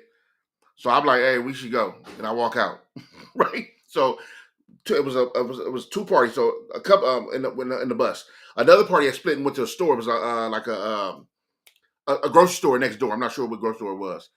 And I met them as they coming out the grocery store. So people was telling me, he said, man, we couldn't get no help in there. I'm looking for something and nobody answered my questions. I'm not walking up to the register. He said, I walked right up to this lady and asked her where the something was, and she just stared me in the face, didn't say nothing. He said, man, I don't think it's cool over here. I'm like, it ain't. And I'm like, I don't have no proof, but I'm like, it ain't cool. I got the feeling already. The homie walk out the store and say they ignore him. And then a car come by as we stand in the middle of the barbecue place in the grocery store. A lady and somebody else was in the car in the driver's seat. She said, hey, where y'all from? She stopped, like, pulled to the side of the street. Where y'all from? I said, we from California. She said, hey, this ain't our side of town. Y'all see that? Y'all get up and get. So y'all get out of here right now. Said, trust me, get out of here right now. This ain't our side of town. Y'all on the wrong side of town. Get out of here now. And I was like, that's all I need. I walked to the thing. I grabbed Warren. Hey, come on, we got to talk. Grabbed him my story. We got to go right now. And everybody follows to the bus. And I told them what happened with the lady, everything. Then we got on. But I was just the fact that had to be a thing. This ain't our side of town. Yeah, nah. That ain't it. You gotta be. That ain't it. And I hate that it gotta be like that. I hate that. I hate that there's a person out here that will look at me. They don't know me, never talk to me. They see me nowhere, and they don't even know nobody who told them about me, no history of me, and they will look at my skin and immediately hate me. I can't even change it. Like, you know what I'm saying? I can't hide it.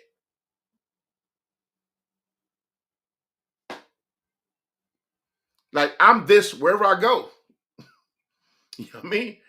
So people will look at me and hate me immediately. Hate. Scrunch their face up.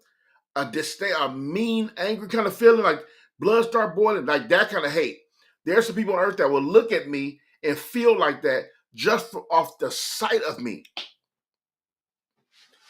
That's scary. That's scary, and it's a little uneasy. And we thrive because we're survivors, and we dealt with a lot of things and the pressure. And I've been in pressured situations where we gotta think fast and be on our toes, and all these things. But that don't mean I like it. I don't like it. I don't like it. Look, it's so bad. The trauma's so bad. Look, sometimes when I be doing Uber, right, I'll get a ride for somebody, right, and I'll accept the ride. Boom, accept. Boom, I'm about to go pick them up, and then they'll cancel, right? I'm like, okay, cool, they cancel. Then boom, sometimes the ride come right back. I select it again. Then they'll cancel again. And I'm like, well, why you keep getting rides? You're gonna keep canceling. I can't help but to think. I know it's probably my trauma. I know whatever, it's okay. I can't help but to think they saw a black man on that picture and canceled the ride. They thought they wouldn't get him again, got the same dude and canceled again. I can't help but to think that. And I got a good reason to. Yeah, it could be trauma. Yeah, it's all trauma, right? But that trauma came from somewhere. So, when I meet older people, older white people and older black people, like older, I understand why they be in their ways sometimes. You meet some old white man or some old white lady that don't even hide their racism. They ain't even like low with the racism. When you get old, you don't care no more. You talk how you want to talk. It's hilarious. Talking to old people is absolutely insanely hilarious because they say whatever, no filter. They live the life that I've lived the life already. You can't tell me what not to say. So you're messed by old and racist. They don't care. They just say whatever, right? The same thing happens on the other side, except it's a defense mode, right? When you meet an old black woman, an old black dude who don't mess with white people, because when they came up, you couldn't trust none. They don't have no examples of the John Browns or whoever else who helped somebody, You know what I mean? They got to say they remember what they went through in school. They remember what the police did to them back in the day. They remember what the crazy ass teacher told them back in the day, how they wasn't gonna be nothing. They dealt with all kind of racism. My grandmother was telling me about drinking out the same water fountain was a huge thing. That was a big thing. You know what I mean? So if you got somebody who remember that, still out here surviving, they looking at you like, so when you do bring, as a white man and as a white lady or a black man or whatever, fit. When you bring somebody else home to meet the family, that's why everybody looking at you crazy. And yeah, it shouldn't be like that, but it happens. You know what I mean? They like, fam, I don't, that's new age, y'all getting over stuff. I got a history of being messed up dealing with those people and vice versa. And it's messed up. Because I'm a Christian man. I don't believe God intended us to be like that. I believe everything under the sun divided us. Made us hate each other. And it's sad because this world can be such a beautiful place if we all just like, it sounds cliche, but got along. I would love to go somewhere and everybody felt like me, how I feel about myself. I would love to know what that's like.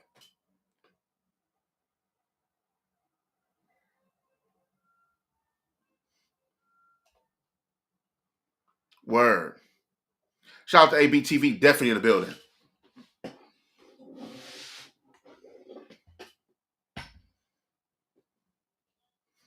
As real, Kev.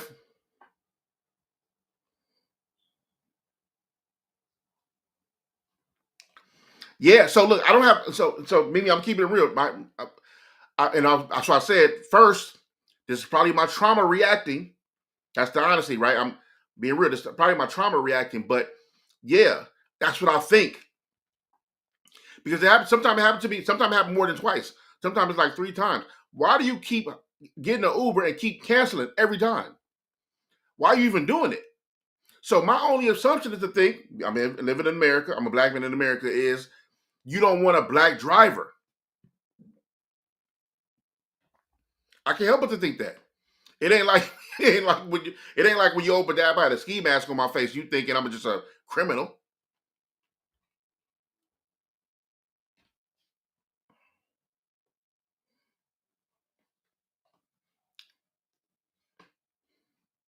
This here. Yeah. An innate desire to dominate other people. That is absolutely insanity.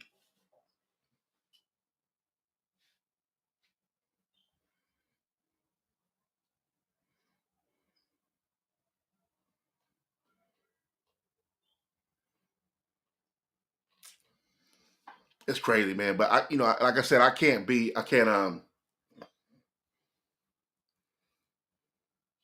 I'm cautious. My head is always on a swivel, but also I refuse to live my life where I can't be comfortable out here. And I'm not an idiot, so I'm not going to put myself in a position to be attacked, hurt, or somewhere where I think that I don't want to be nowhere I'm not welcome. So that's a whole other thing. I'm never going to be in a spot where I just want to feel like I need to be a part of this. Like, nigga, I don't need to be nowhere near a bunch of people that don't want me there. That ain't never going to be a thing for me. But I don't want to ever live in a fear or a state of mind where everything and everybody is always trying to attack me, because that's a prison you set up for yourself, right? Now, I'm not stupid, so as things happen, I know how to react and adjust. But I also don't want to feel like everywhere I go, every time, every place, everywhere I show face, somebody trying to get me, somebody trying to attack me, somebody thinking this of me, somebody thinking that. That's a prison we often build for ourselves, and it's hard to get out of those. It's a mental thing, and you're only jacking yourself up and telling yourself it's real. You know what I mean? It's real if you believe it. But that prison system you built for yourself it's hard to get out. You know what I mean? You ever try playing chess by yourself? I do that a lot too. You ever try playing chess by yourself, it's the craziest thing, like playing checkers by yourself. Because the fact that every move is coming from the same brain, how do you beat yourself? You know what you're gonna do, you know what your intentions are, you know your skill level, you know your what's coming next. Like, I mean, it's like a trick. Yeah. Your Jim was good.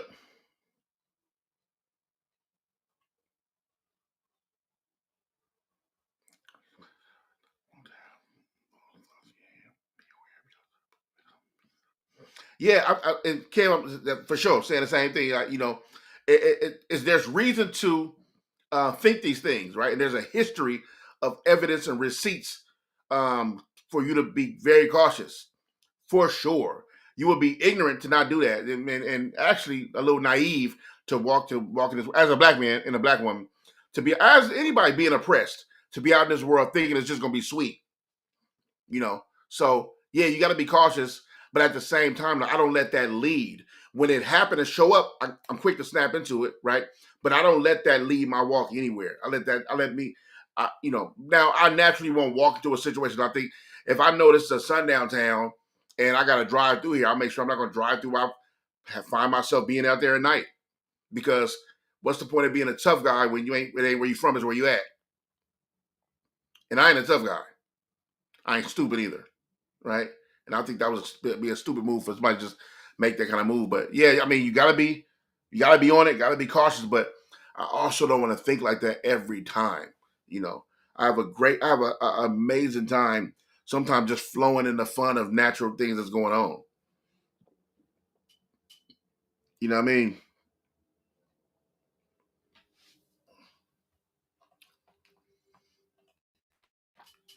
So yeah, I gotta, you know, you gotta rid us. It's that prison I was talking about.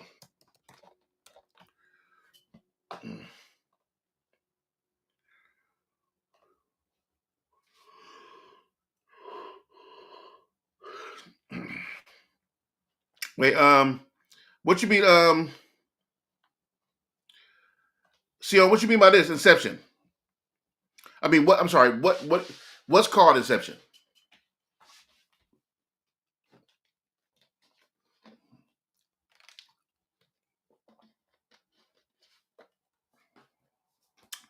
That water was absolutely good.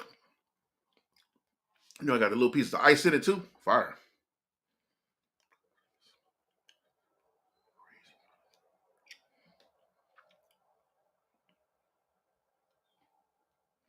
Oh, word. I mean, I know the definition, but I didn't know that's what you would call that. Really?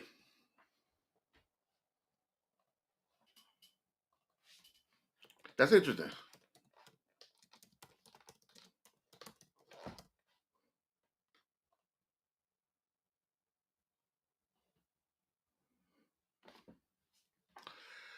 Oh, that's dope. I'm reading up on it now.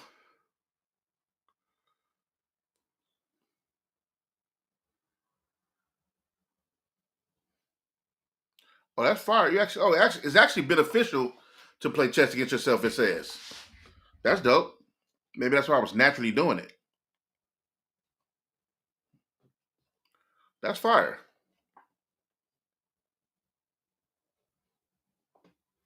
Yeah, I like that. Okay, I like that. That's dope. I just read up on that. You know, it said, yeah, it's possible and even beneficial to play chess against yourself, often called self-play or solo chess. This practice can be a great way to analyze positions, explore openings, and develop your strategic thinking. Okay, that's fire. I'm not that good at chess. I need to play more, but the homie taught me how to play chess. Let me see. But it's super fun. I used to get beat all the time. I used to, man, I never could beat him in chess. Maybe maybe one time because of a slip up. Something he did, some he messed up. It wasn't like I was that good. But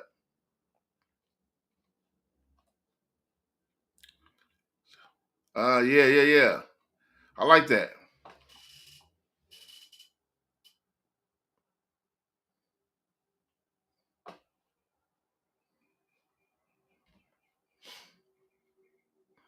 Let me see. Okay, I got that going. I need to play some more chess also. WC in the man circle back in the day. There was no purpose.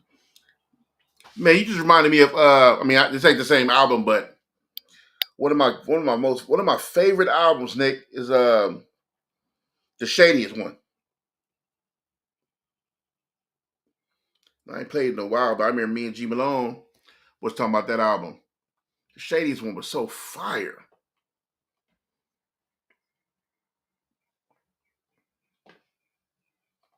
Wait, oh. Translation, France, stream, man.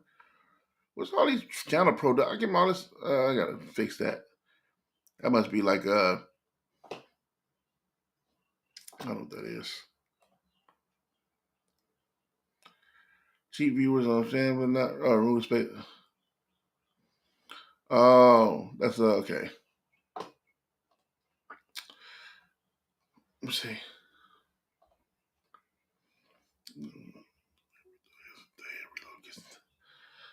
Man, fire. All right, I think I'm about to go get something to eat. And my computer about to die. Why didn't I put this on the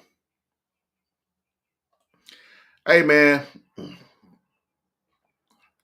Man, I really appreciate y'all showing up today. Cause I was in there doing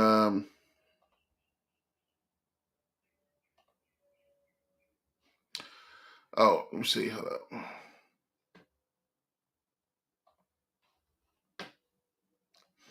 I posted a video yesterday. I was doing some editing today, cutting up some shorts for my video yesterday. I did a video about I don't know if y'all all seen it. In fact, let me drop the link in the thing in the chat.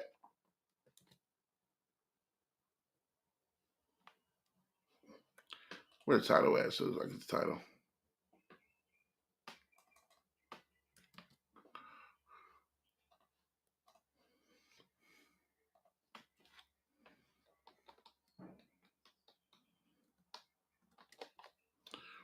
Boom.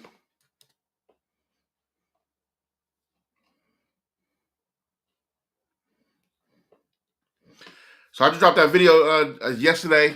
Check it out, man. I just want to get on and talk some stuff with y'all, man. I'm glad that was some dope conversation too. Shout out to PNP. Shout out to Nick, always showing up, man. Nick, bro, you be showing up for me, man. I appreciate you, bro. You stay dropping the dope comments. You stay being involved, stay interactive. I appreciate you, for real. Shout out to Sion Baptista. Appreciate you for falling in. I do appreciate your comments, interacting, for real. You know what, Mimi? I gotta do a schedule. I gotta set a schedule up so I know what I'm supposed to do. Is I told myself this, and I didn't keep it real with my own self.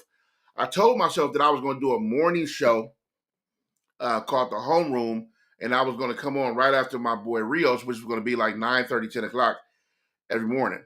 But I haven't done it yet because I found myself, I was end up being busy this last week in the morning. But I need to schedule. You know what I'm going to do from now on? Well, first of all, if all you, everybody that can hear my voice right now, like and subscribe to the video. Like the video, and if you haven't already, please subscribe to the video. Like the video and subscribe to my channel. That's what I mean. Subscribe to my channel. So, Mimi, what I'm gonna start doing is I'll start posting until I get a set schedule. I'll post a notification to YouTube, so you get a notification the day before saying when I'll go, what time I'm going on the next day, and that way I keep people kind of posted for when I'll be on, and then they'll know I'm coming on and everything. But I need to make a show where I set a schedule for myself so we can chop it up like we did today. Today was awesome. We had talked about a lot of things, politics. We talked about racism. We talked about, you know what I mean? Just, making better decisions, being wise out here in these streets.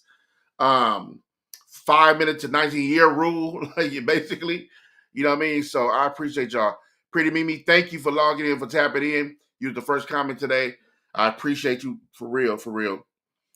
Kevin Finley, my guy, thank you for showing up. Appreciate you. Let me see. I got Nick. Nick was definitely in the building all the time. Jen, What's good with it? Thank you for showing up. Appreciate you. APTV was definitely in the building. Sunshine Baby was definitely in the building. Appreciate you. Appreciate you greatly. Let me see who else was in the building. Let me see. Let me scroll to the top. Oh, PNP. Appreciate you, man. Definitely in the building, man. I appreciate our conversation about politics. Man, thank you for having the conversation with me and not feeling away. I know how politics can get, and people get to get all touchy-feely about that. I appreciate you for listening and accepting what I was saying, and I've also accepted what you were saying, how you feel about that, and I don't feel no way about it, man. I appreciate you always showing up for me when I'm on live and streaming. Thank you. Thank you. Thank you. Mickey Knox, thank you for showing up. Appreciate you. 2 cents. Appreciate you for showing up, leaving comments, interacting with me, man. I love it. Thank you, thank you, thank you. Did I miss anybody? I think I pretty much got everybody. I got Sunshine Baby for sure. She's always definitely in the building. The Sizzle Show. Thank you for tapping in today. I appreciate you on this good Sunday service. It's Dub. It's for Dub. It's for Dub TV. Thank you for dropping in. Miss Pretty Handicap. Thank you for leaving comments, engaging today. I appreciate you deeply. Thank you. Thank y'all, man, for real. I'm gonna start posting. Like I said, I'm gonna start posting the day before. I'll put on a post, and then we'll drop it the day before and let y'all know when I'm going live for sure. And also remember, every Wednesday, Relatable Podcast, me and my man Rios at 11 a.m. Every Wednesday, I'm promote that too. I'll let y'all know when that's coming. But every Wednesday, 11 a.m. Sorry, me and Rios doing Relatable Podcast. We clown on there, and I'm also looking forward to doing my first episode with him to do the R Files of Rios also. So be looking out for that. I'll post that all here. Keep everybody notified, man. I pray y'all have a great Sunday. I pray y'all have a blessed day. May God cover y'all throughout this week. Keep y'all safe. Protect your families in your areas. Sunshine Baby, I haven't forgot. I pray for Texas, you and your family, and all the flood. And I pray God covers that whole state, Lord. I bring it all to a halt. And protect the families, support them, surround them with love, and just cover them. Just be there for them. And I appreciate all y'all, man, for stopping by. Thank y'all. I'm about here. Love y'all. Peace.